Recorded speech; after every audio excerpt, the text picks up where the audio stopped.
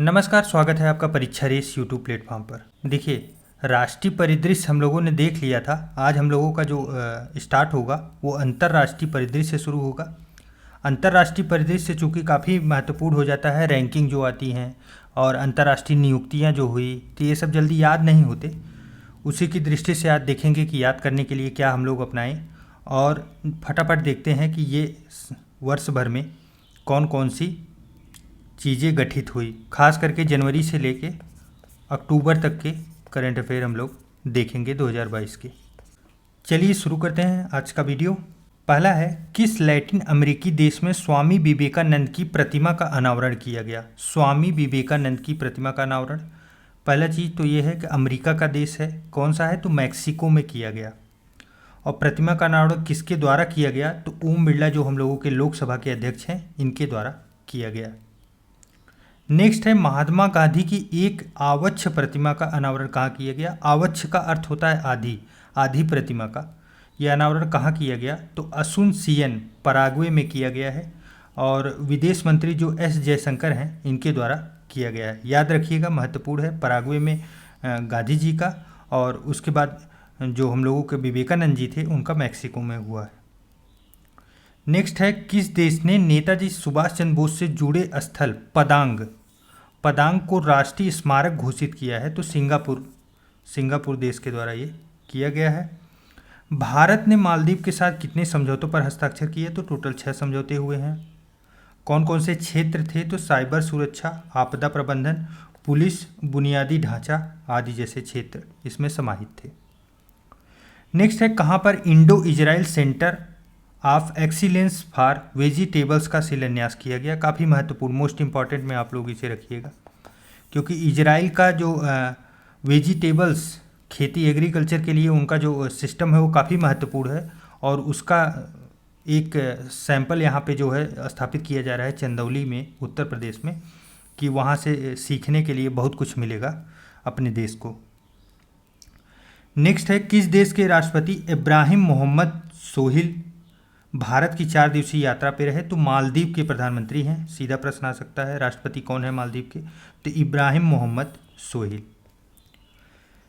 Next, Bharat ने फिलिस्तीन शरणार्थियों के कल्याण के लिए किस संगठन को 2.5 मिलियन अमेरिकी डॉलर का योगदान दिया है? तो यह United Nation relief and work agency for Palestine refugee in the Near East, UNRWA को।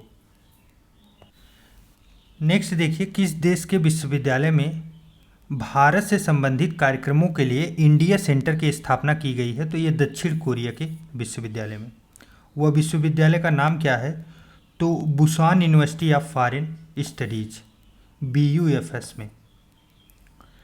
नेक्स्ट, किस देश के उप प्रधानमंत्री एवं रक्षा मंत्री रिचर्ड मार्लेस भारत की यात्रा पर रहे? तो ये ऑस्ट्रेलिया के हैं। कौन से? रिचर्ड मार्लेस उप प्रधानमंत्री हैं, अर्थात रक्षा मंत्री भी। हाल ही में इजराइल ने भारत के किस राज्य के साथ जल सहयोग के संयुक्त घोषणा पर हस्ताक्षर किया है? तो हरियाणा के साथ। काफ़ी महत्वपूर्ण है, जल सहयोग के साथ हस्ताक्षर हुए हैं इजराइल के साथ, तो इम्पॉर्टेंट हो जाता है, किसी राज्य का समझौता हुआ है। चलिए नेक्स्ट है, भारत वियतनाम के रक्षा मंत्रियों ने रक्षा सहयोग को बढ़ाने के उद्देश्य से किस संयुक्त विजन दस्तावेज पर हस्ताक्षर किया है? तो भारत वियतनाम रक्षा साझेदारी 2030। भारत और किस देश के बीच तीसरी पैसेंजर ट्रेन शुरू की गई है? तीसरी पैसेंजर ट्रेन तो बांग्लादेश के बीच में शुरू की गई है। और कौन सी यात्री ट्रेन शुरू की गई है इनके मध्य में? तो मिताली एक्सप्रेस, पहले का करंट अफेयर है, हम लोग देखे भी हैं। यह ट्रेन किन 2 स्टेशनों के मध्य जो है प्रारंभ की गई है? तो न्यू जलाईगुड़ी रेलवे स्टेशन एवं ढाका कैंट रेलवे स्टेशन से शुरू की गई है। न्यू जलपाईगुड़ी रेलवे स्टेशन जो है ये पश्चिम बंगाल में अवस्थित है। भारत और बांग्लादेश के मध्य संचालित 2 अन्य यात्री रेल कौन कौन सी रही हैं? तो कोलकाता ढाका मैत्री एक्सप्रेस एक रही है, और एक जो है कोलकाता खुलना जो है ये बंधन एक्सप्रेस रही है। आप लोग याद रखिए, मिताली एक्सप्रेस, मैत्री एक्सप्रेस और बंधन एक्सप्रेस। नेक्स्ट है, प्रधानमंत्री जी जापान गए थे, उनकी यात्रा का विवरण है।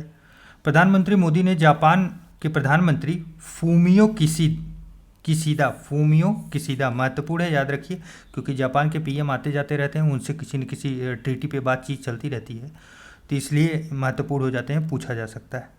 कि आमंत्रण पर किस शहर का दौरा किया था, तो टोक्यो जापान गए थे पीएम हम लोगों के मोदी जी। यात्रा के दौरान प्रधानमंत्री मोदी ने किस शिखर सम्मेलन में हिस्सा लिया, तो 4 देशों के प्रमुखों की शिखर सम्मेलन, क्वाड लीडर्स जो समिट होता है उसमें भाग लिया। क्वाड काफ़ी महत्वपूर्ण है, आप इसे विशेष ध्यान रखिए। क्वाड में कौन कौन से देश आते हैं, तो इसमें देखिए इंडिया है, इंडिया, उसके बाद फिर आएगा जापान, उसके बाद यूएसए, और एक आता है ऑस्ट्रेलिया। ऑस्ट्रेलिया, ये 4 देश काफ़ी महत्वपूर्ण है। इस सम्मेलन का आयोजन कहाँ किया गया, तो टोक्यो जापान में हुआ है क्वाड का सम्मेलन।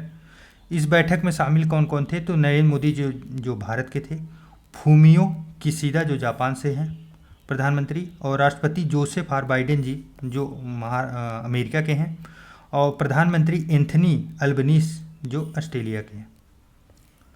4 देशों के प्रमुखों की यह कौन सी व्यक्तिगत बैठक थी, तो ये दूसरी व्यक्तिगत बैठक थी।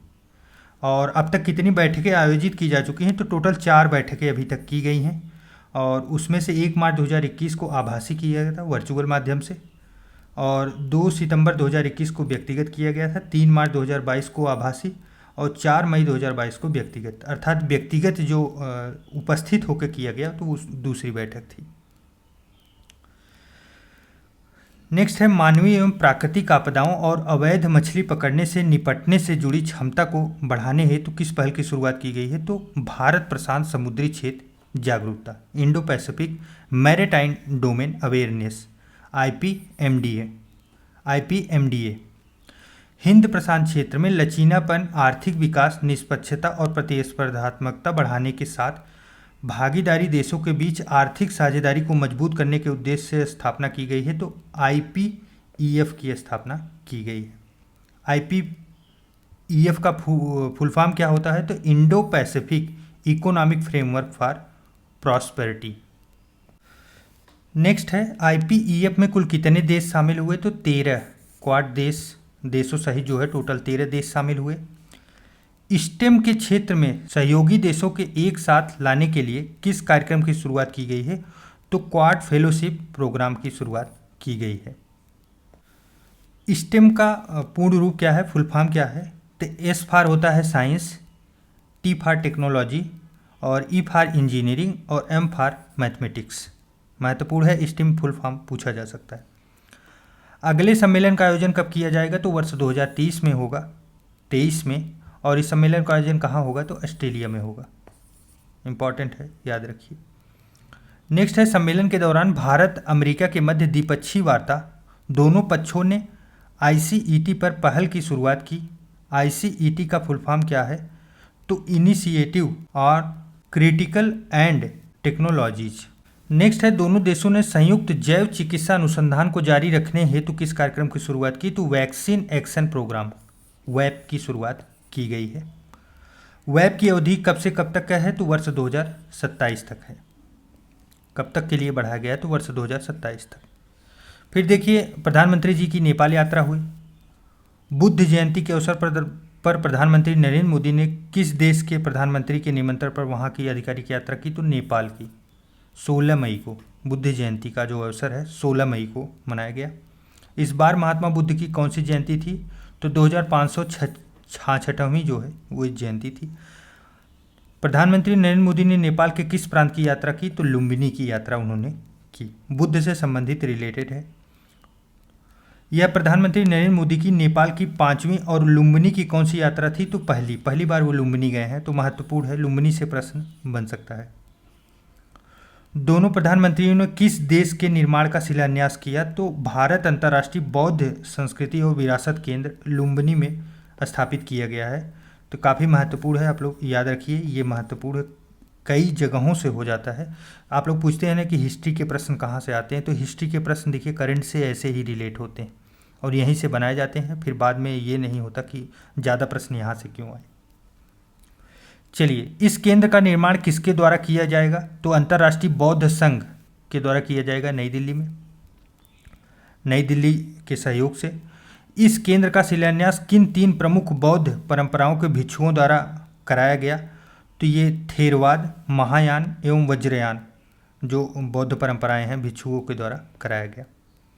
2 से 4 मई 2022 के मध्य प्रधानमंत्री नरेंद्र मोदी की कहाँ की त्रिदिवसीय यात्रा संपन्न हुई? तो यूरोप गए थे ये 3 देशों के लिए। यूरोप यात्रा के दौरान प्रधानमंत्री ने किन 3 देशों में यात्रा की थी? तो जर्मनी, डेनमार्क और फ्रांस में। बर्लिन जर्मनी में किस परामर्श के 6ठे संस्करण का आयोजन किया गया? तो भारत जर्मनी अंतर सरकारी परामर्श। नेक्स्ट है, भारतीय प्रधानमंत्री एवं जर्मनी के चांसलर ओलाफ सोल्ज के मध्य किस साझेदारी की स्थापना के संयुक्त घोषणा पत्र पर हस्ताक्षर किए गए? तो हरित एवं सतत विकास साझेदारी पर। 1 जनवरी 2022 को किस देश ने G7 की अध्यक्षता ग्रहण की है? तो जर्मनी। इंपॉर्टेंट है, याद रखिए 2022 में ये शामिल हुआ है। 3 से 4 मई 2022 के मध्य प्रधानमंत्री नरेंद्र मोदी पहली बार किस देश की यात्रा पर गए? तो डेनमार्क पहली बार गए। अदय यात्रा के दौरान किस पहल को लॉन्च किया गया? तो इंडिया ग्रीन फाइनेंस इनिशिएटिव को लॉन्च किया गया। नेक्स्ट है, 4 मई 2022 को प्रधानमंत्री नरेंद्र मोदी ने किस शिखर सम्मेलन में प्रतिभाग किया? तो भारत नार्डिक शिखर सम्मेलन। भारत नार्डिक शिखर सम्मेलन का यह कौन सा संस्करण था? तो द्वितीय संस्करण था। यह सम्मेलन कब आयोजित हुआ? तो ये वर्ष 2018 में प्रथम बार हुआ था, स्टॉकहोम स्वीडन में। नेक्स्ट है, पेरिस बुक फेस्टिवल 2022 में गेस्ट ऑफ ऑनर देश कौन सा रहा है? तो भारत रहा है। इंपॉर्टेंट है, याद रखिए पेरिस के बुक ऑफ फेस्टिवल में। नेक्स्ट है, 17 से 24 अप्रैल 2022 के मध्य किस देश के प्रधानमंत्री भारत की आधिकारिक यात्रा पर रहे? तो मॉरिशस के प्रधानमंत्री। मॉरिशस के प्रधानमंत्री कौन है? तो प्रवीद कुमार जगन्नाथ है। प्रथम वैश्विक आयुष निवेश एवं नवोन्मेष शिखर सम्मेलन 2022 का आयोजन कहाँ हुआ? तो गांधीनगर, गुजरात में हुआ। 34 वर्षों के अंतराल के बाद वर्ष 2022 में किसी भारतीय राष्ट्राध्यक्ष ने किस देश की यात्रा की है? तो नीदरलैंड की यात्रा की गई है। वर्ष 2022 में भारत और नीदरलैंड के मध्य राजनयिक संबंधों की स्थापना की कौन सी वर्षगांठ थी? तो 75वीं वर्षगांठ हुई। देखिए, सीधा प्रश्न यहाँ से बन सकता है कि किस देश के साथ राजनयिक संबंधों के 75 वर्ष पूरे हुए हैं? तो नीदरलैंड, आप लोग याद रखिएगा। भारत एवं किस देश के बीच वार्षिक शिखर सम्मेलन का आयोजन किया गया? तो जापान के साथ किया गया। और यह कौन सा संस्करण था? तो 14वां संस्करण था। नेक्स्ट है, 13 मार्च 2022 को भारत जापान के मध्य किस भागीदारी की घोषणा की गई? तो स्वच्छ ऊर्जा भागीदारी। स्वच्छ ऊर्जा भागीदारी पे किसके साथ समझौता किया गया है? तो ये जापान के साथ। 2+2 मंत्री स्तरीय संवाद 2022 किन देशों के मध्य आयोजित हुआ? तो भारत और अमेरिका के बीच आयोजन हुआ इसका। यह भारत और अमेरिका के बीच कौन सा संवाद था 2+2 का? तो चौथी बार ये आयोजित हुआ। भारत का प्रतिनिधित्व किसके द्वारा किया गया? तो जो रक्षा मंत्री राजनाथ सिंह जी हैं और विदेश मंत्री एस जयशंकर जी उपस्थित थे वहाँ पे। यह आयोजन कहाँ किया गया? तो वाशिंगटन DC में हुआ, USA में। भारत ने किसके साथ मिलकर डिजिटल कार्य योजना 2022 को मंजूरी दी है? तो आसियान के साथ डिजिटल कार्य योजना पर मंजूरी दी गई है। आसियान का पूरा नाम क्या है? तो Association of South East Asians and Nations. सऊदी अरब ने 30 वर्ष के विवाद के बाद किस देश के साथ संबंध बहाल किया है? तो थाईलैंड। भारत और किस देश ने अपने 30 वर्ष के राजनयिक संबंधों को चिन्हित करने के लिए स्मारक और लोगो लॉन्च किया है? तो इजराइल के द्वारा किया गया है। 30 वर्ष का संबंध हो चुका है भारत और इजराइल का, ये भी आप लोग याद रखिए। लोगों में क्या है? तो अशोक चक्र और डेविड का सितारा। डेविड का सितारा वहाँ का है, इजराइल का, और अशोक चक्र भारत का, दोनों मिला के एक नया लोगो बनाया गया। किस देश के एक मेट्रो स्टेशन का नाम महात्मा गांधी के नाम पर रखा गया है? तो मॉरिशस। इंपॉर्टेंट है, याद रखिए। तत्कालीन राष्ट्रपति रामनाथ कोविंद ने किस देश की राजकीय यात्रा संपन्न की? तो बांग्लादेश की। इस यात्रा का उद्देश्य क्या था? तो बांग्लादेश में 50वें विजय दिवस समारोह में विशिष्ट अतिथि के रूप में प्रतिभाग लेना। पुनर्निर्मित रमणा काली मंदिर का उद्घाटन किसके द्वारा किया गया? तो तत्कालीन राष्ट्रपति रामनाथ कोविंद जी के द्वारा किया गया है। यह मंदिर कहाँ स्थित है? तो ढाका, बांग्लादेश में स्थित है। पाकिस्तानी सेना द्वारा इसे कब नष्ट कर दिया गया था? तो भारत पाक युद्ध 1971 के दौरान इसे नष्ट कर दिया गया था। नेक्स्ट है, किस देश ने ताइवान के साथ अपने राजनयिक संबंधों को समाप्त कर दिया है? तो ये निकारागुआ के द्वारा समाप्त कर दिया गया है।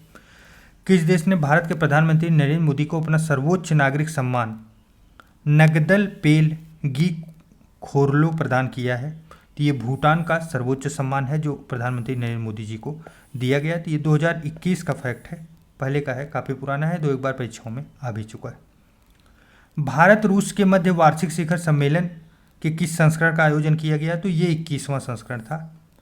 कब हुआ था? 6 दिसंबर 2021 को। देखिए आगे के जितने फैक्ट हैं आप देखेंगे सब 2021 के हैं।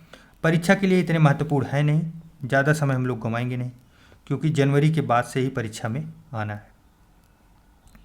चलिए नेक्स्ट टॉपिक देखते हैं, अंतर्राष्ट्रीय प्रकरण। यहाँ यह भी काफ़ी महत्वपूर्ण है, परीक्षाओं में यहाँ से भी प्रश्न अच्छे खासे बनते हैं। एससीओ की पहली सांस्कृतिक और पर्यटन राजधानी के रूप में किसे नामित किया गया? तो वाराणसी उत्तर प्रदेश को। महत्वपूर्ण है, याद रखिए, एससीओ की पहली सांस्कृतिक और पर्यटन राजधानी बनाई गई है वाराणसी।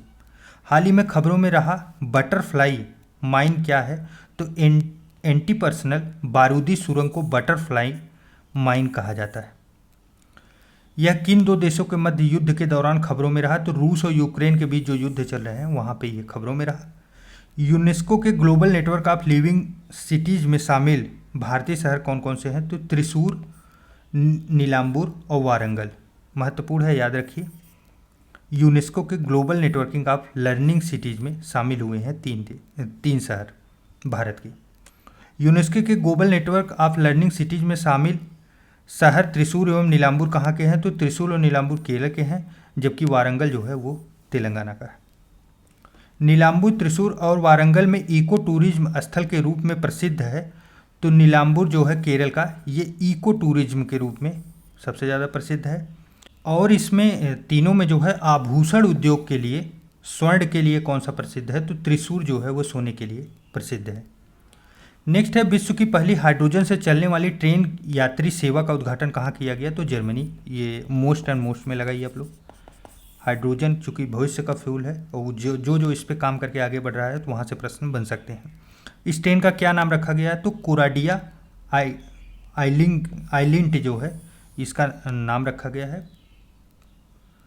हाल ही में विश्व शांति आयोग के गठन को किसने प्रस्तावित किया है? तो मैक्सिको के द्वारा ये प्रस्तावित किया गया है। यह प्रस्तावित आयोग में कौन 3 सदस्य हैं?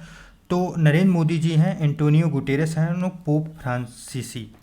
ये 3 लोग इसमें हैं। तो देखिए ये असल में ये क्या था, विश्व शांति आयोग बनाने के लिए मैक्सिको के द्वारा एक प्रस्ताव रखा गया कि पूरी दुनिया में शांति के लिए एक ऐसा आयोग बनाया जाए जो पूरी दुनिया में कहीं युद्ध हो रहा है तो उसे शांति लाई जाए। उसमें आप सोचिए प्रधानमंत्री जो हम लोगों के हैं नरेंद्र मोदी को शामिल करने के लिए मैक्सिको की तरफ से डिमांड आई है कि 3 लोगों में से एक एंटोनियो गुटेरेस और पोप फ्रांसीसी जो हैं ये शामिल हों और तीसरे प्रधानमंत्री नरेंद्र मोदी जी रहे। तीनों लोगों को शामिल करके एक आयोग बनाया जाए विश्व की शांति के लिए। तो आप सोचिए देश कितना आगे बढ़ रहा है हम लोगों का और कितना प्रख्यात हो रहा है। Trans Himalayan multi dimensional connectivity network में से देश संबंधित है तो नेपाल और चीन। यह नेटवर्क किस पहल का हिस्सा है? तो बेल्ट एंड रोड इनिशिएटिव का, BRI का हिस्सा है।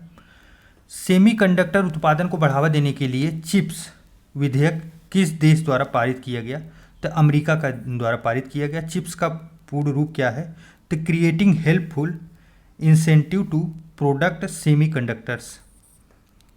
महत्वपूर्ण है, याद रखिए, क्योंकि सेमीकंडक्टर्स पे इंडिया भी काम कर रहा है तो कन्फ्यूजन बन सकता है। वर्ष 2022 में कौन सा देश संयुक्त राष्ट्र सुरक्षा परिषद आतंकवाद विरोधी समिति का अध्यक्ष करेगा? तो भारत के द्वारा किया जाएगा। भारत सरकार द्वारा अंतर्राष्ट्रीय रासायनिक सुरक्षा कार्ड पर किस अंतर्राष्ट्रीय संगठन के साथ समझौता ज्ञापन पर हस्ताक्षर किया है? तो अंतर्राष्ट्रीय श्रम संगठन ILO के साथ समझौता किया गया है। नेक्स्ट है, अंतर्राष्ट्रीय रासायनिक सुरक्षा कार्ड ICSC संबंधित है तो किससे? कार्यस्थल पर रसायनों के सुरक्षित उपयोग से संबंधित है। अंतर्राष्ट्रीय रासायनिक सुरक्षा कार्ड का विकास किसके द्वारा किया गया है? तो WHO और ILO द्वारा यूरोपीय आयोग के सहयोग से किया गया है। टाइम पत्रिका द्वारा 2022 के विश्व के 50 महानतम स्थानों की सूची में भारत के किस शहर को स्थान दिया गया? तो अहमदाबाद। किसके द्वारा? टाइम पत्रिका के द्वारा 50 महानतम स्थानों की सूची में। यह स्थान अहमदाबाद शहर को किस टैगलाइन के साथ दिया गया है? तो उच्च शिक्षण, हायर लर्निंग के टैगलाइन के साथ दिया गया है। इस सूची में किस भारतीय राज्य को इको टूरिज्म हॉट स्पॉट, याद रखिए इंपॉर्टेंट है, केरल को मिला है इको टूरिज्म हॉट स्पॉट का दर्जा। इंटरपोल के अंतर्राष्ट्रीय बाल यौन शोषण श्रृंखला डाटाबेस में शामिल होने वाला 68वां देश कौन सा बन गया है? तो भारत। किसमें? इंटरपोल के अंतर्राष्ट्रीय बाल यौन शोषण श्रृंखला का डाटाबेस इसमें शामिल होगा। प्रतिवर्ष विश्व खेल पत्रकार दिवस कब मनाया जाता है? तो 2 जुलाई को विश्व खेल पत्रकार दिवस। अंतर्राष्ट्रीय क्षुद्रग्रह दिवस कब मनाया जाता है? तो 30 जून को अंतर्राष्ट्रीय क्षुद्रग्रह दिवस। देखिए दिवस याद रखिए क्योंकि इस पे कूट में भी प्रश्न बन सकते हैं, मैच द फॉलोइंग वाले। यूरोपीय संघ ने किन देशों को उम्मीदवार का दर्जा दिया है? तो यूक्रेन को और मोल्दोवो को दिया गया है। और इसी की वजह से देख रहे हैं कि आप लड़ाई बार बार हो रही है। यूरोपीय संघ जो है और नाटो मिलके यूक्रेन के ऊपर ज़्यादा हमला करवा रहे हैं रूस से। सारी जिम्मेदारी तो इन्हीं की है। विश्व के 9 देशों में स्थित कितने नए स्थलों को यूनेस्को के विश्व जैवमंडल अभ्यारण्य नेटवर्क में शामिल किया गया है? तो टोटल 11। किन देशों के किस स्थान को पहली बार इस नेटवर्क में शामिल किया गया? तो चाड को, जार्डिया और जाम्बिया, यह 3 देश शामिल हुए हैं। वर्तमान में विश्व जैवमंडल अभ्यारण्य नेटवर्क में कुल कितने स्थलों को शामिल किया गया है? तो 738 हैं टोटल। और 738 जैवमंडल अभ्यारण्य कितने देशों में है? तो 134 देशों में। भारत सरकार द्वारा देश भर में अब तक कितने जैवमंडल अभ्यारण्यों की स्थापना की जा चुकी है? तो टोटल 18 है। इंपॉर्टेंट है, याद रखिए, स्टैटिक जीके का ये फैक्ट रहा है जो करंट अफेयर में भी चर्चा में चल रहा है। भारत के कितने स्थानों को यूनेस्को के विश्व जैवमंडल अभ्यारण्य नेटवर्क में शामिल किया जा चुका है? तो 12 किए जा चुके हैं। यह 18 जो है ये भारत द्वारा दिया गया है मान्यता, जबकि यूनेस्को के द्वारा 12 मान्यता मिल चुका है। संयुक्त राष्ट्र ग्लोबल कम्पैक्ट UNGC द्वारा SDG Pioneer for water stewardship 2022 की मान्यता प्राप्त करने वाला भारतीय कौन है? तो रामकृष्ण मुक्काबिल्ली। किन 5 देशों को संयुक्त राष्ट्र सुरक्षा परिषद के वर्ष 2023-24 के कार्यकाल के लिए अस्थायी सदस्य चुना गया है? तो इक्वाडोर, जापान, माल्टा, मोजाम्बिक और स्विट्जरलैंड रहे हैं। भारत ना होने की वजह से बहुत महत्वपूर्ण नहीं होता, लेकिन फिर भी आप लोग ध्यान में जरूर रखिएगा। ये 5 देश किसकी जगह लेंगे? तो भारत, आयरलैंड, केनिया, मैक्सिको और नॉर्वे। नेक्स्ट है भांग के व्यापार को वैध बनाने वाला पहला एशियाई देश कौन सा है? तो थाईलैंड भांग को वैध बना रहा है, भांग के व्यापार को। तो भांग का व्यापार अगर भारत में वैध हो गया तो आप सोचिए क्या होगा। ये लोग अभी भांग पे खेल रहे हैं। किस देश में राज्य विधानमंडल द्वारा डिजिटल इलेक्ट्रॉनिक्स के लिए विश्व का पहला राइट टू रिपेयर कानून पारित किया गया है? तो संयुक्त राज्य अमेरिका द्वारा।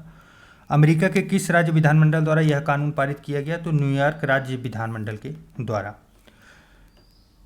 तुर्की के आधिकारिक नाम को बदलकर क्या कर दिया गया है? तो तुर्की नाम रखा गया है तुर्की का, यह भी इंपॉर्टेंट है।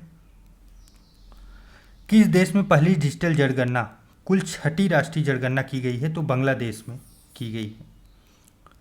FATF ने किस देश को ग्रे सूची में शामिल करने का निर्णय लिया है? तो जिब्राल्टर को FATF ने ग्रे सूची में डालने का निर्णय लिया है। FATF द्वारा किस देश को ग्रे सूची से बाहर कर दिया गया? तो माल्टा को।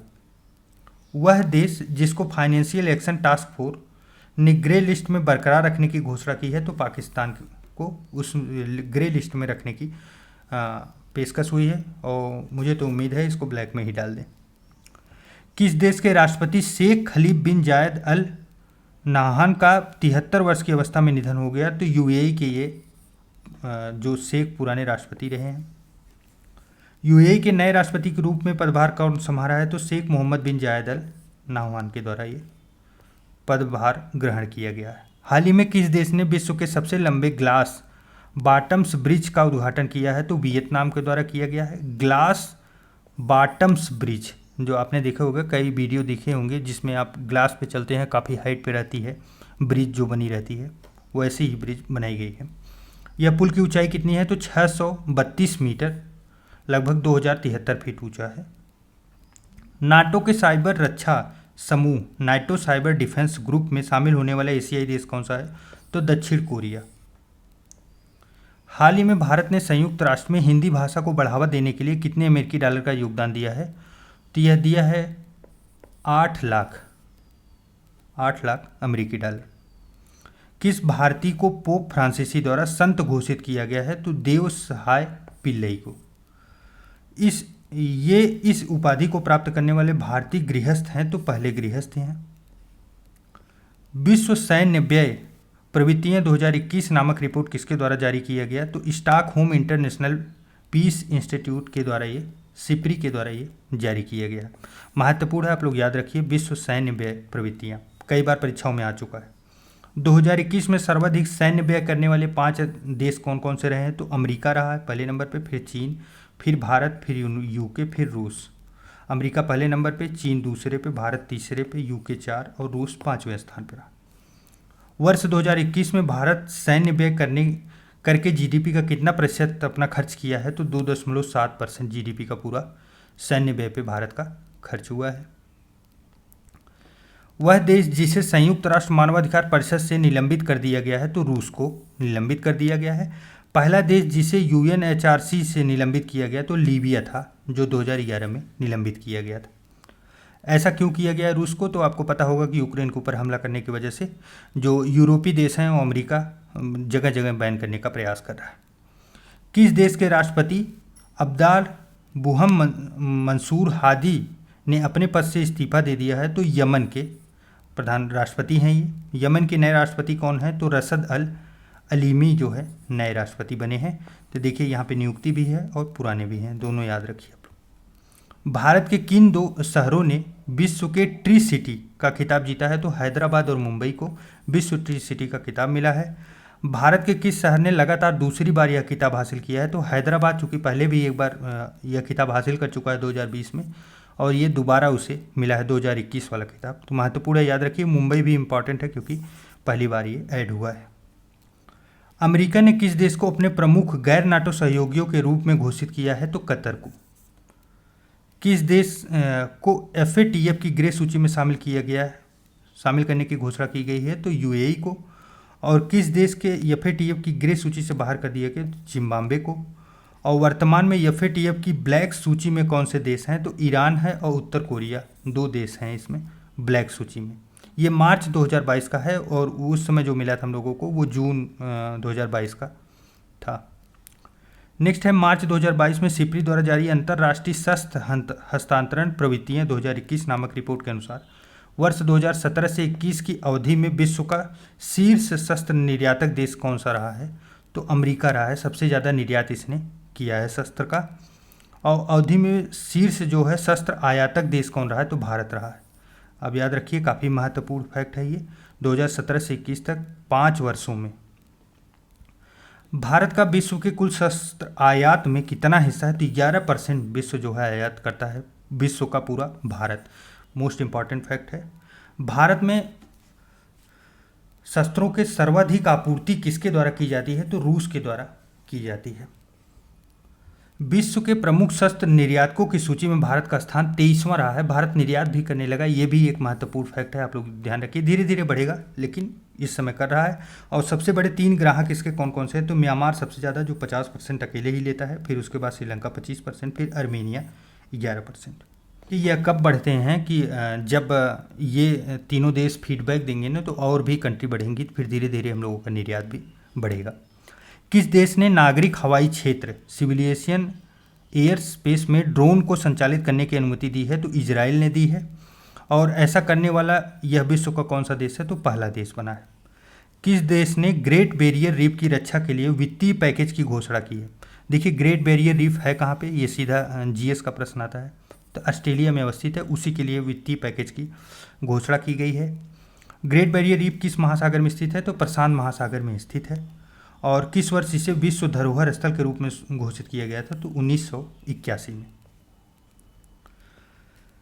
किस संस्था के द्वारा travellers choice awards for 2022 the best of the best destination शहरों की सूची जारी की गई? तो ये ट्रिप एडवाइजर के द्वारा जारी की गई है।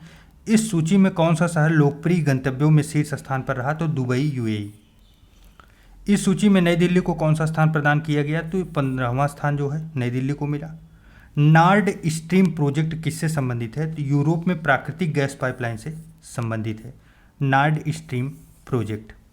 नॉर्ड स्ट्रीम 2 किन दो देशों के बीच है? तो रूस और जर्मनी के बीच। आप देखिए इसी वजह से रूस जो है वो दब नहीं रहा, क्योंकि उसे पता है कि इन लोगों की नस उसके हाथों में है, और वो है गैस और जो है कि पेट्रोलियम।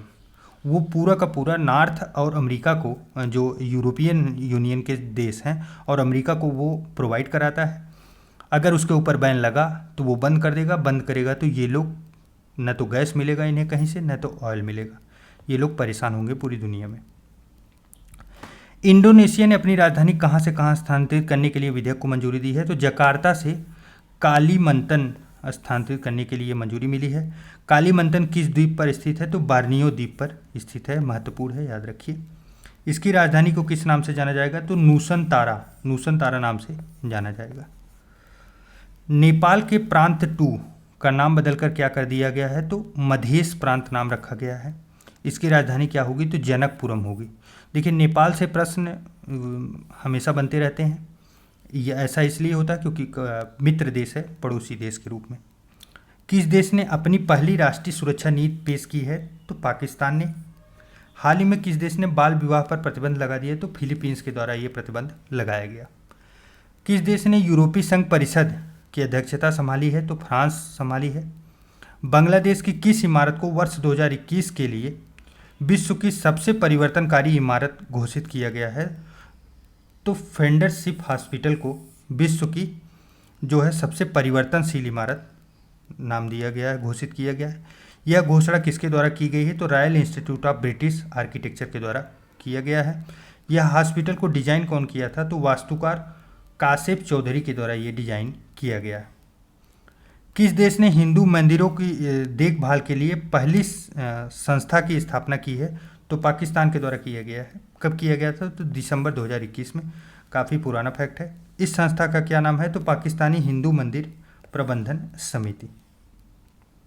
पिलर ऑफ सेम स्मारक कहाँ स्थित है? तो ये हांगकांग में है। बीजिंग के तियानमेन जो स्वायर में मारे गए लोगों की याद में हांगकांग विश्वविद्यालय के परिसर में स्थापित किया गया। तो यह कौन किया था यहाँ पे जो है इतना नरसंहार? तो ये चीन के द्वारा किया गया था, चाइना के द्वारा। वर्ष 2022 में संयुक्त राष्ट्र सुरक्षा परिषद की आतंक रोधी समिति का अध्यक्ष कौन होगा? तो भारत होगा। इसको हम लोग पहले देख चुके हैं। देखिए अब जितने फैक्ट हैं वो 2021 के आपको मिलेंगे, और यहाँ से प्रश्न बनते नहीं, क्योंकि 7-8 महीने का करंट अफेयर जो है काफ़ी महत्वपूर्ण हो चुका है, और धीरे धीरे आगामी परीक्षा के लिए अभी और भी करंट अफेयर ऐड होने बाकी हैं। चलिए नेक्स्ट देखते हैं हम लोग अंतर्राष्ट्रीय सम्मेलन। देखिए अंतर्राष्ट्रीय सम्मेलन से ना प्रश्न हमेशा बनते रहे हैं और हर परीक्षा में आपको देखने को मिलेंगे, क्योंकि आप जब पढ़ेंगे तो आपको पता चलेगा सबसे महत्वपूर्ण टॉपिक यही रहता है अंतर्राष्ट्रीय से। देखिए 22वें संघाई सहयोग संगठन SCO शिखर सम्मेलन का आयोजन कहाँ किया गया? तो समरकंद उज्बेकिस्तान में हुआ है। इंपॉर्टेंट है, याद रखिए। वर्तमान में SCO के 8 पूर्णकालिक सदस्य हैं। कौन कौन से हैं? तो भारत, कजाकिस्तान, चीन, किर्गिस्तान, रूस, पाकिस्तान, तजाकिस्तान एवं उज्बेकिस्तान है। वर्तमान में SCO के 4 पर्यवेक्षक देश कौन कौन से हैं? तो अफगानिस्तान, बेलारूस, ईरान एवं मंगोलिया है। वर्ष 2023 में 23वें SCO शिखर सम्मेलन का आयोजन भारत में होगा। इसलिए इम्पॉर्टेंट है कि 22वां कहाँ हो रहा है और जो है 23वां भी वहीं होगा। कहाँ होगा ये भी दोनों याद रखना महत्वपूर्ण हो जाता है। तो 22वां जो है समरकंद उज्बेकिस्तान में, 23वां भारत में होगा। नेक्स्ट है राष्ट्रमंडल संसदीय सम्मेलन कॉमनवेल्थ पार्लियामेंट्री कॉन्फ्रेंस कब से कब तक आयोजित की जाएगी? तो 20 से 26 अगस्त 2022 को। कहाँ होगी? तो हैलीफैक्स कनाडा में आयोजित होगी। ये संस्करण कौन सा है? तो 65वां है। नेक्स्ट है समुद्री जैव विविधता के संरक्षण हेतु अंतर सरकारी सम्मेलन के 5वें सत्र का आयोजन कहाँ किया जाएगा? तो न्यूयॉर्क, संयुक्त राज्य अमेरिका में आयोजित किया जाएगा। समुद्री जैव विविधता के संरक्षण हेतु अंतर सरकारी सम्मेलन। जेद्दा सुरक्षा और विकास शिखर सम्मेलन का आयोजन कहाँ किया गया? तो ये सऊदी अरब में किया गया। इस सम्मेलन में किसने भाग लिया है? तो ये खाड़ी सहयोग परिषद के सदस्यों मिस्र, इराक, जॉर्डन और अमेरिका के द्वारा सहयोग भाग लिया गया। I2U2 शासनाध्यक्षों के पहले आभासी शिखर सम्मेलन का आयोजन कहाँ किया गया? तो 14 जुलाई 2022 को किया गया है। कौन कौन से हैं? I2U2 का देखिए फुल फॉर्म क्या है, तो I2 से भारत और इजराइल होगा, इंडिया और इजराइल डबल आई हो गया, और डबल यू से USA और UAE हो जाएंगे I2U2। इसका अर्थ क्या है? तो भारत और इजराइल I2 का, और U2 का UAE और USA। पहले I2U2 आभासी शिखर सम्मेलन में किस योजना की घोषणा की गई है? तो भारत में एकीकृत फूड पार्क बनाने की घोषणा की गई है। यही प्रस्ताव पहले इसमें पारित किया गया। विश्व शांति मंच WPF के किस संस्करण का आयोजन किया गया है? तो ये 10वां संस्करण था। कहाँ हुआ? तो बीजिंग, चाइना में आयोजित किया गया। आयोजन किस विषय के तहत किया गया है? तो preserving international stability, commonality, comprehensiveness and cooperation. हाल ही में संयुक्त राष्ट्र यूनाइटेड नेशन महासागर सम्मेलन 2022 का आयोजन कहाँ हुआ है? तो लिस्बन, पुर्तगाल में हुआ। इंपॉर्टेंट है, याद रखिए, सीधा आ सकता है परीक्षा में। उसके बाद नेक्स्ट है, इस सम्मेलन की सह मेजबानी किसके द्वारा की गई है? तो केन्या और पुर्तगाल के द्वारा की गई है। संयुक्त राष्ट्र महासागर सम्मेलन किस सतत विकास लक्ष्य SDG से संबंधित है? तो गोल नंबर जो उसका 14वां है SDG, उससे संबंधित है। 48वां G7 शिखर सम्मेलन आयोजित हुआ तो 26 से 28 जून 2022 के दौरान। और जो 48वां G7 शिखर सम्मेलन आयोजन कहाँ किया गया? तो ग्लास एल्माउ, बेवेरियन आल्प्स, जर्मनी में आयोजित किया गया। जर्मनी द्वारा 48वें G शिखर सम्मेलन में अतिथि देशों के रूप में आमंत्रित किया गया था तो अर्जेंटीना, भारत, इंडोनेशिया, सेशल्स और दक्षिण अफ्रीका।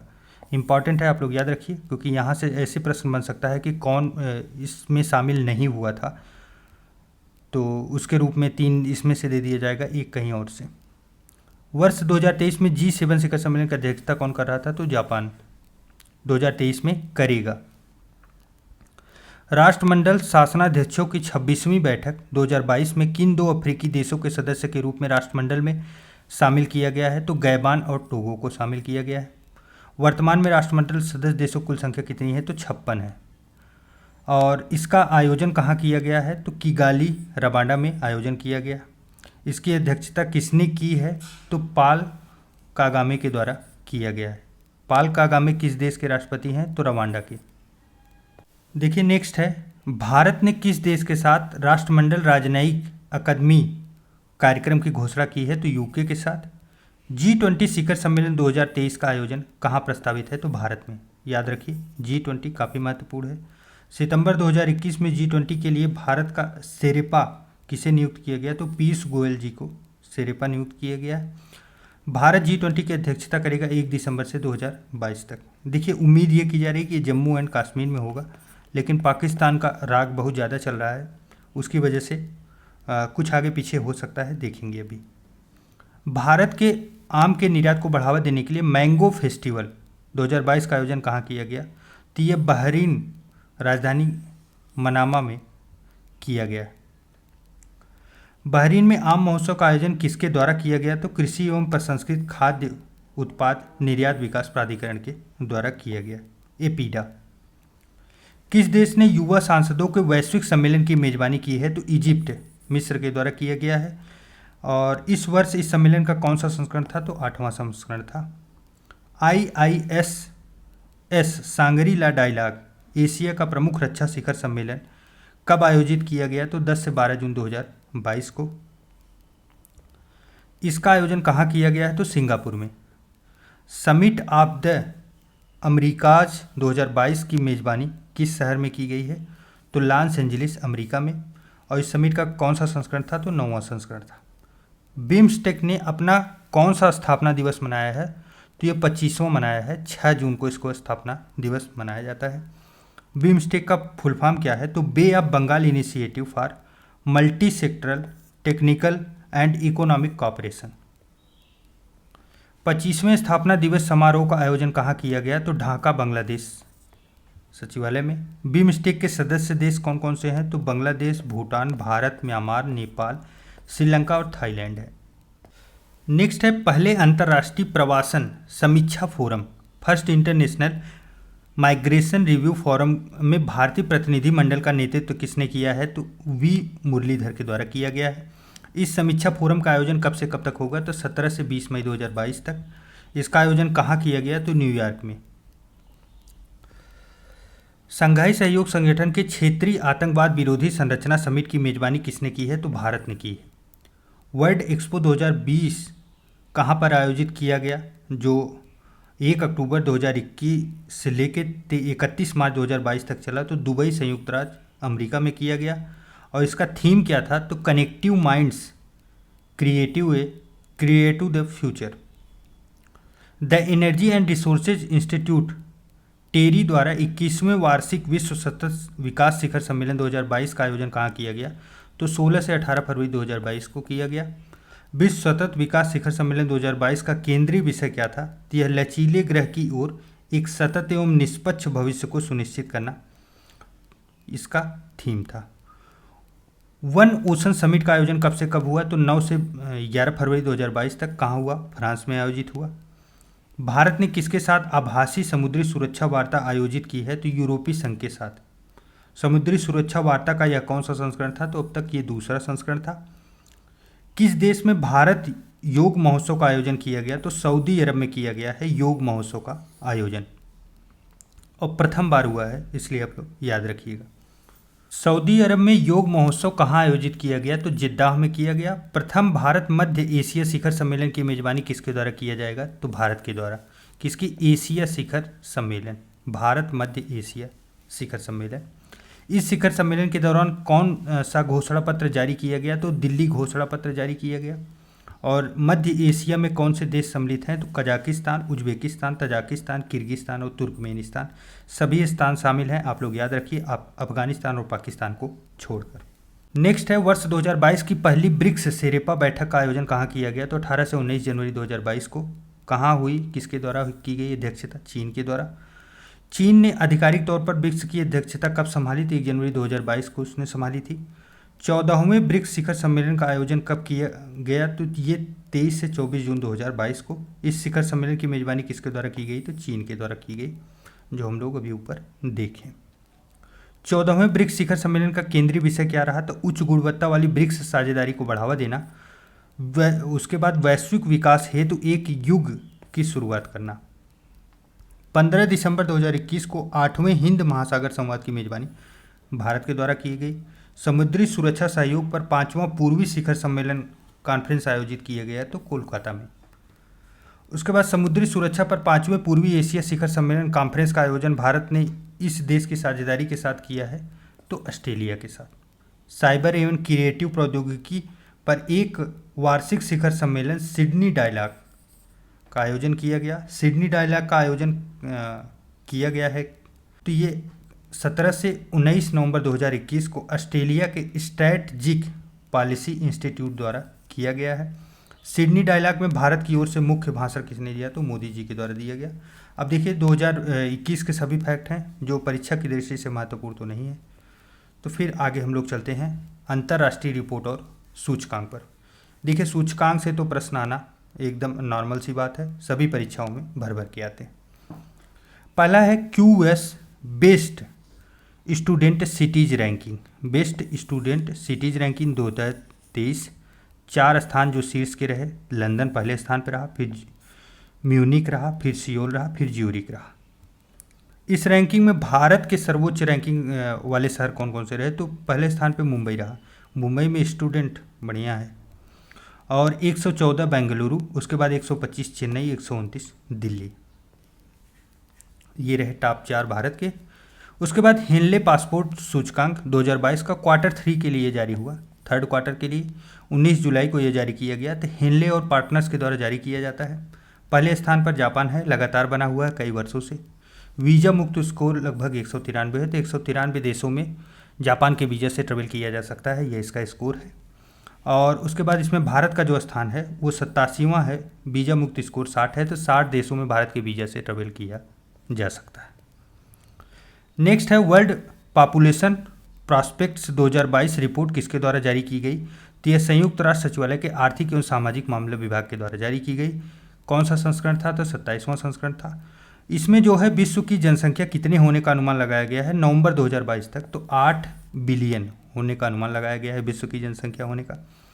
और किस वर्ष तक विश्व की जनसंख्या 8.5 बिलियन हो जाएगी? तो वर्ष 2030 तक उम्मीद की जा रही है 8.5 बिलियन पहुंच जाने की। वर्ष 2050 तथा वर्ष 2100 तक विश्व की जनसंख्या कितनी होने का अनुमान है? तो क्रमशः 9.7 बिलियन तथा 10.4 बिलियन पहुंचने की उम्मीद है। मोस्ट इंपॉर्टेंट फैक्ट है, आप लोग ध्यान में रखिए, पॉपुलेशन बहुत ज़्यादा बढ़ने वाली है इन भविष्य फ्यूचर में।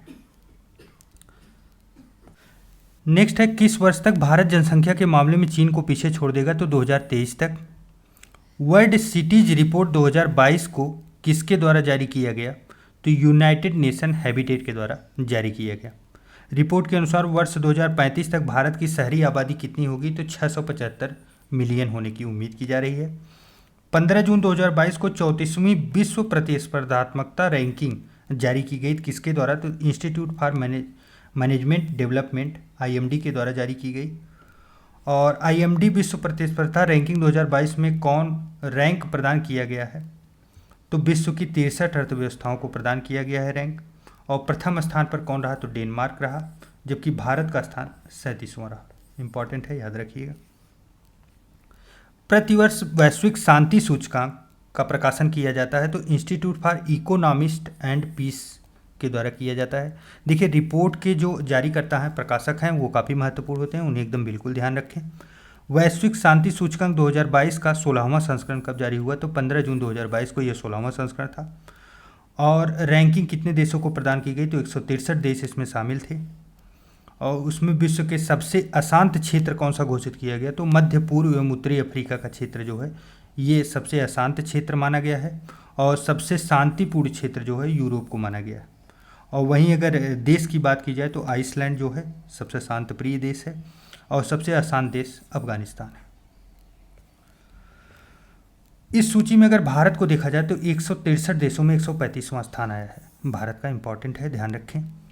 नेक्स्ट है, Asia Pacific sustainability led cities index के अनुसार शीर्ष 20 शहरों की सूची में भारत के कितने शहर शामिल किए गए? तो टोटल 4 शहर। वो शहर कौन कौन से हैं? तो बेंगलुरु 14वें स्थान पे है, दिल्ली 17वें, हैदराबाद 18वें, मुंबई 20वें स्थान पे है। तो स्थान नहीं पूछा जा सकता, स्थान में सिर्फ आप बेंगलुरु का याद रखिए, बाकी चारों शहर को आप लोग याद रखिए, बेंगलुरु, दिल्ली, हैदराबाद, मुंबई। इस सूचकांक को किसके द्वारा जारी किया गया? तो नाइट फ्रैंक के द्वारा जारी किया गया। शीर्ष स्थान पर कौन रहा? तो सिंगापुर रहा। हाल ही में ग्लोबल लिवेबिलिटी इंडेक्स 2022 किसने जारी किया है? तो इकोनॉमिस्ट इंटेलिजेंस यूनिट EIU के द्वारा जारी किया गया। इंडेक्स के अनुसार सबसे अच्छा रहने योग्य शहर कौन सा है? तो वियना ऑस्ट्रिया पहले स्थान पर रहा। इंपॉर्टेंट है, ध्यान रखिए। सूचकांक के अनुसार सबसे खराब रहने योग्य शहर कौन सा है? तो दमिश्क सीरिया का जो है सबसे खराब शहर रहा है। और सबसे अच्छे रहने योग्य शहर में भारत का जो है नई दिल्ली 112वें स्थान पर रहा, मुंबई 117वें स्थान पर। Sky tracks world airport award 2022 में किस इंटरनेशनल एयरपोर्ट को विश्व का सर्वश्रेष्ठ एयरपोर्ट चुना गया है? तो हमद इंटरनेशनल एयरपोर्ट, दोहा, कतर को।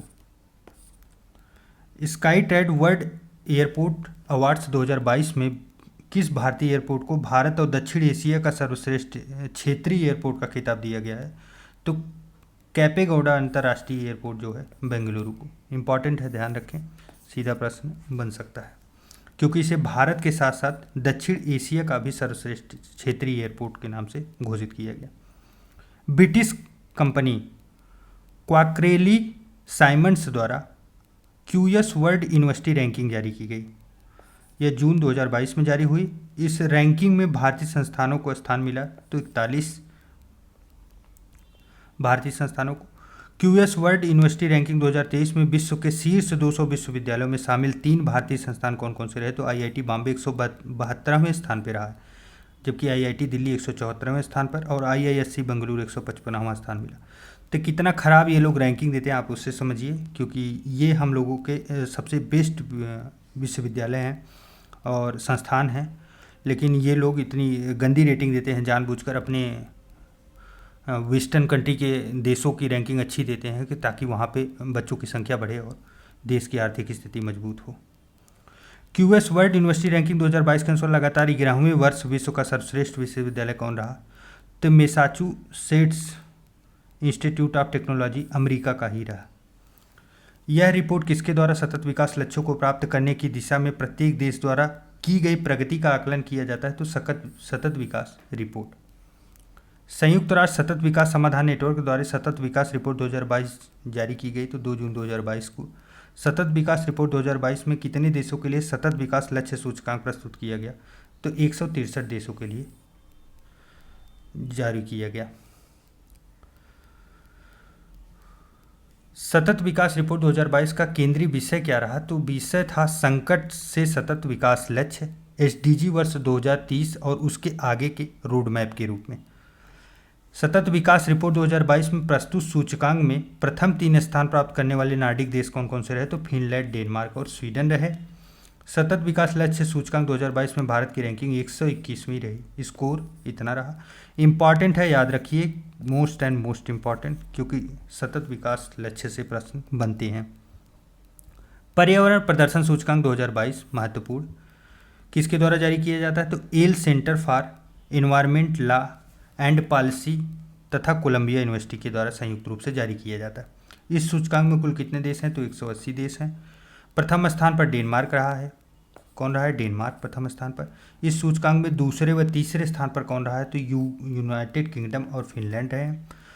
180वीं रैंक किसको मिली है, तो इंडिया को मिली है। बस इसीलिए महत्वपूर्ण है क्योंकि 180 देशों की संख्या आप देख सकते हैं, उसमें 180 इंडिया को मिली है। इतनी खराब स्थिति तो नहीं है भारत की, इसीलिए भारत ने इस सूचकांक को पूरी तरह से खारिज भी कर दिया। एशिया यूनिवर्सिटी रैंकिंग 2022 किसके द्वारा जारी किया गया है, तो टाइम्स हायर एजुकेशन के द्वारा। देखिए, भारत खारिज कर दिया है, लेकिन ऐसा नहीं है कि प्रश्न ना बने, प्रश्न बन सकता है क्योंकि काफ़ी दिनों तक चर्चा में रहा है, न्यूज़ पे कई डिस्कशन हुए हैं इसके ऊपर, तो इसलिए आप लोग ध्यान रखिएगा। इस सूची में एशिया के कितने शिक्षण संस्थानों विश्वविद्यालयों को शामिल किया गया एशिया यूनिवर्सिटी रैंकिंग में, तो ये 616 रहे। और शामिल एशिया के शीर्ष 3 संस्थान कौन कौन से रहे, तो सिंघुआ यूनिवर्सिटी और पेकिंग यूनिवर्सिटी, ये भी चाइना का है। नेशनल यूनिवर्सिटी ऑफ सिंगापुर, ये सिंगापुर का है। इस सूची में भारत के कितने संस्थान जो है शामिल किए गए, तो 71 टोटल भारत की। और भारत के शीर्ष 5 संस्थान कौन कौन से रहे, तो इंडियन इंस्टीट्यूट फॉर साइंस 42वें स्थान पर रहा। JSS academy of higher education and research Mysuru वाला, ये 65वें स्थान पर रहा। और उसके बाद IIT रोपड़ जो है ये 68वें स्थान पे, और IIT इंदौर जो है ये 87 स्थान पे, और IIT गांधीनगर 120वें स्थान पे रहा। रिपोर्टर्स विदाउट बॉर्डर्स द्वारा विश्व प्रेस स्वतंत्रता सूचकांक प्रकाशित किया गया, तो वर्ष 2002 में। विश्व प्रेस स्वतंत्रता सूचकांक 2022 प्रकाशित हुआ 3 मई 2022 को। पहली बार 2002 से ये सूचकांक आना शुरू हुआ है। विश्व प्रेस स्वतंत्रता सूचकांक 2022 में शीर्ष स्थान पर कौन रहा, तो नॉर्वे लगातार 6वें वर्ष पहले स्थान पर रहा है। जबकि भारत की रैंकिंग आप देखेंगे तो 150वीं है, जो कि 2021 में 142वीं थी। महत्वपूर्ण है, इंपॉर्टेंट है, आप लोग ध्यान रखिए क्योंकि रैंकिंग भारत की गिर रही है। विश्व प्रेस स्वतंत्रता सूचकांक 2022 में अंतिम स्थान पर उत्तर कोरिया को रखा गया 180वें स्थान पर। नेक्स्ट है US चैम्बर ऑफ कॉमर्स के वैश्विक नवाचार नीति केंद्र GIPC द्वारा सर्वप्रथम अंतर्राष्ट्रीय बौद्ध संपदा सूचकांक जारी किया गया, तो वर्ष 2012 में जारी किया गया। अंतर्राष्ट्रीय बौद्धिक संपदा सूचकांक 2022 10वां संस्करण जारी किया गया है, तो फरवरी 2022 को। अंतर्राष्ट्रीय बौद्धिक संपदा सूचकांक 2022 में भारत का प्रथम स्थान किसे प्राप्त हुआ, तो ये अमेरिका को, जबकि भारत का स्थान जो है वो 43वां मिला है। वैश्विक आतंकवाद सूचकांक GTI का प्रकाशन किसके द्वारा किया जाता है, तो institute for economics and peace के द्वारा। और यह आतंकवाद सूचकांक 2022 का 9वां संस्करण था, जो मार्च में जारी हुआ। और इसके अनुसार आतंकवाद से प्रभावित क्षेत्र वाले 5 देश कौन कौन से हैं, तो पहले पे अफगानिस्तान है, दूसरे पे ईरान, तीसरे पे सोमालिया, चौथे पे बुर्किना फासो, 5वें पे सीरिया है। आतंकवाद से सर्वाधिक प्रभावित देशों की सूची में भारत का स्थान 12वां रखा गया है। पहली विश्व प्रसन्नता रिपोर्ट जारी की गई, वर्ष 2012 में जारी की गई थी। विश्व प्रसन्नता रिपोर्ट प्रकाशित किसके द्वारा की जाती है, तो संयुक्त राष्ट्र पोषणी विकास समाधान नेटवर्क UNSDSCN के द्वारा जारी की जाती है। विश्व प्रसन्नता रिपोर्ट 2022 10वां संस्करण कब जारी किया गया, तो 18 मार्च 2022 को। और यह जो है सर्वाधिक प्रसन्न देशों की सूची में प्रथम स्थान पर कौन रहा, तो फिनलैंड सबसे ज़्यादा प्रसन्न देश है। और विश्व का सबसे दुखी देश कौन सा है, तो अफगानिस्तान है। भारत की रैंकिंग 136वीं है। भारत इतना भी दुखी नहीं है जितना रखा जा रहा है, फिर भी आपको समय पढ़ना है। 136वीं रैंकिंग है 2022 में। आर्थिक स्वतंत्रता सूचकांक 2022 पहला स्थान सिंगापुर को मिला है। और यह किसके द्वारा जारी किया जाता है? तो हेरिटेज फाउंडेशन, वाशिंगटन स्थित थिंक टैंक है, इसके द्वारा जारी किया जाता है। भारत का जो स्थान है वो 131वां है, स्कोर 53.9 है। याद करने की कोई आवश्यकता नहीं, लेकिन हाँ स्थान जरूर याद रखें। उसके बाद 9 फरवरी 2022 को इस वार्षिक सूचकांक का 11वां संस्करण जारी किया गया। तो टाम ट्रैफिक इंडेक्स जो है इसका जारी किया गया। टाम ट्रैफिक इंडेक्स के तहत यातायात स्थिरता का विवरण प्रस्तुत करता है 58 देशों में 404 शहरों को। तो टाम ट्रैफिक इंडेक्स 2021 में सबसे ज़्यादा इस्तांबुल तुर्की रहा है। वैसे ये इम्पॉर्टेंट एकदम नहीं है। जो भी रिपोर्ट सूचकांक आते हैं ना पुस्तकों में, बस वो समाहित कर दिए जाते हैं, बस डाल दिए जाते हैं कि पढ़ते रहिए। कितने फैक्ट पढ़ेंगे, हम लोगों की भी एक सीमा होती है। टाम ट्रैफिक इंडेक्स आप इसे बिल्कुल काट दीजिए, इसमें कुछ नहीं है, टाइम पास करने के लिए बनाया गया। Democracy index report 2021। देखिए आपको एक बात बता दें, सिलेक्शन आपका तभी होगा जब आप ये जान जाएंगे कि आपको क्या नहीं पढ़ना है। क्या पढ़ना है ये तो सब जानते हैं, सब पुस्तक लिस्ट दे देंगे, सब बता देंगे, ये पढ़ो वो पढ़ो वो पढ़ो, ये आप खुद ही जान जाएंगे। क्या आपको नहीं पढ़ना है, क्या आपको काट के हटा देना है, ये जानना बहुत ज़रूरी होता है, क्योंकि वो समय बहुत ख़राब करता है। चलिए नेक्स्ट देखते हैं, और यहाँ पे आपको पूरा सहयोग मिलेगा। आपको बता रहे हैं ना, हमारा टारगेट ये नहीं कि हमारे सिलेबस में पढ़ाए गए से 100% आए। हमारा टारगेट ये है कि हमारे पढ़ाए हुए से 70, 75, 80% तक अगर आ गया है हमारा, तो हमारा टारगेट कंप्लीट है। क्योंकि 80% जाते जाते आप टॉपर की लिस्ट में आ जाएंगे। हमको सिलेक्शन दिलाना है, सिलेक्शन हो गया बस काम ख़त्म है। उसके सिवा हमें यहाँ टाइम पास करने की कोई आवश्यकता नहीं है कि हम आपको पूरा सिलेबस याद कराएं या तो आपको PhD करके अच्छा ज्ञाता बनाए। तो ऐसा कुछ करने की आवश्यकता भी मेरी नहीं है, न तो मैं आपको कभी ऐसा सजेस्ट करूँगा कि आप पूरी पुस्तक ही पढ़ डालिए। देख रहे हैं पूरी पुस्तक में कितने पेज निरर्थक निकल रहे हैं, वो मैं आपको बताते चल रहा हूँ। क्योंकि हो सकता है एक प्रश्न बन जाए, मैं नहीं कहता कि नहीं बनेगा, हो सकता है 1-2 प्रश्न बन जाए, लेकिन उसका टाइम एफर्ट क्या है, उसके लिए कितना हम याद करेंगे। बहुत कुछ याद करने के लिए बाकी है। अभी इतिहास पढ़ना है, भूगोल पढ़ना है, इकोनॉमी पढ़ना है, हिस्ट्री पढ़ना है, जियोग्राफी पढ़ना है, सब तरह तरह के सिलेबस पढ़ने हैं। चलिए, डेमोक्रेसी इंडेक्स रिपोर्ट 2021 को जारी किया गया। तो the economist intelligence unit EIU के द्वारा रिपोर्ट को प्रकाशित किया जा रहा है, तो वर्ष 2006 से। रिपोर्ट में कितने देशों क्षेत्रों में लोकतंत्र की स्थिति का वर्णन किया गया है? तो 165 स्वतंत्र देश और 2 क्षेत्र इसमें दिए गए हैं। शीर्ष 3 कौन कौन से रहे? तो नॉर्वे, न्यूजीलैंड और फिनलैंड रहे। अंतिम 3 कौन से रहे? तो अफगानिस्तान, म्यांमार और उत्तर कोरिया रहे। भारत का स्थान क्या रहा? तो 46वां रहा। आप लोग याद रखिए। क्षेत्रवार रैंकिंग में उत्तर अमेरिका पहले पर रहा, फिर पश्चिम यूरोप रहा, फिर लैटिन अमेरिका रहा, फिर एशिया एवं ऑस्ट्रेलिया क्षेत्रवार दृष्टि से रहे हैं। नेक्स्ट है देखिए, विश्व का अग्रणी सिविल सोसाइटी संगठन जिसके द्वारा 26वां वार्षिक भ्रष्टाचार बोध सूचकांक 2021 जारी किया गया। तो यह ट्रांसपेरेंसी इंटरनेशनल के द्वारा जारी किया गया। सार्वजनिक क्षेत्र में व्याप्त भ्रष्टाचार के आधार पर भ्रष्टाचार बोध सूचकांक 2021 में रैंक प्रदान की गई है। तो 180 देशों को क्षेत्रों को बांटा गया है, टोटल इसमें समाहित किया गया है। और इसमें प्रथम स्थान पर कौन रहा है? तो डेनमार्क, फिनलैंड और न्यूजीलैंड रहे। जबकि विश्व का सर्वाधिक भ्रष्ट देश कौन सा रहा? तो दक्षिणी सूडान रहा। इस सूचकांक में भारत का स्थान जो है वो 85वां रहा है। उसके बाद ग्लोबल फायर पावर इंडेक्स 2022 में भारत का स्थान चतुर्थ रहा है। जनवरी 2022 को जारी ग्लोबल फायर पावर इंडेक्स 2022 में शीर्ष स्थान पर अमेरिका रहा है। उसके बाद 9 दिसंबर 2021 को विश्व प्रतिभा रैंकिंग के किस संस्करण का आयोजन किया गया? तो 8वां संस्करण था। IMD वर्ल्ड कॉम्पिटिटिव सेंटर के द्वारा जारी किया गया था। International institute for management development इसका फुल फॉर्म होता है। और उसके बाद रैंकिंग 2021 में शीर्ष 3 देश कौन से रहे? तो स्विट्जरलैंड, स्वीडन और लग्जमबर्ग। अंतिम जो है वेनेजुएला, दक्षिण अफ्रीका, पेरू रहा। भारत जो है 56वें स्थान पर रहा। 2020 में भारत का स्थान 62वां रहा। 2022 में होने वाला है। कितने स्थान इसमें देखेंगे? 2021 की रैंकिंग है। अब इसको आप कट कर दीजिए और आगे बढ़िए, क्योंकि आपकी परीक्षा की दृष्टि से इतने पुराने फैक्ट आपको नहीं रटने हैं। अगर रटने भी हैं तो उसकी फेस वैल्यू बहुत कम है। चलिए, अंतर्राष्ट्रीय निर्वाचन मोस्ट इम्पॉर्टेंट आप लोग याद रखिए। ये पूरे रटने के पूरे फेज होते हैं। याद ना हो तो फिर से ध्यान दीजिएगा, यहाँ से एक बार वीडियो फिर से आप रिपीट चला लीजिएगा, लेकिन याद करिए। केनिया के नए राष्ट्रपति कौन बने हैं? तो विलियम रूतो बने हैं, विलियम रूतो। ब्रिटेन के 56वें प्रधानमंत्री के रूप में किसने पदभार संभाला? तो लिज ट्रस्ट। कई परीक्षाओं में आएंगे, इंपॉर्टेंट है क्योंकि यहाँ पे काफ़ी विवाद चला था। लिज ट्रस्ट का संबंध किस पार्टी से है? तो कंजर्वेटिव पार्टी से। और किसको पराजित किए थे? तो ये भारतीय मूल के ऋषि सुनक को इन्होंने पराजित किया था। ये महिला हैं लिज ट्रस्ट, ऋषि सुनक जी को पराजित किया था। ये भारतीय मूल के हैं, इसीलिए ये इंपॉर्टेंट हो जाता है, कई दिनों तक भारत के न्यूज में बना रहा। सर्बिया की प्रधानमंत्री के रूप में किसे पुनः नियुक्त किया गया है? तो एना ब्रनाबिक को। और किसने कोलंबिया के नए राष्ट्रपति के रूप में पदभार संभाला है? तो गुस्तावो पेट्रो। नेक्स्ट है, कौन कोलंबिया की पहली एफ्रो कोलंबियन महिला उपराष्ट्रपति बन गई हैं? तो फारसिया मार्केज। कुवैत का नया प्रधानमंत्री किसे नियुक्त किया गया? तो शेख अहमद अल सबा को। श्रीलंका के नए प्रधानमंत्री कौन बने हैं? तो दिनेश गुणवर्धने। महत्वपूर्ण है, याद रखिए क्योंकि कई दिनों तक ये भी चर्चा में बना रहा।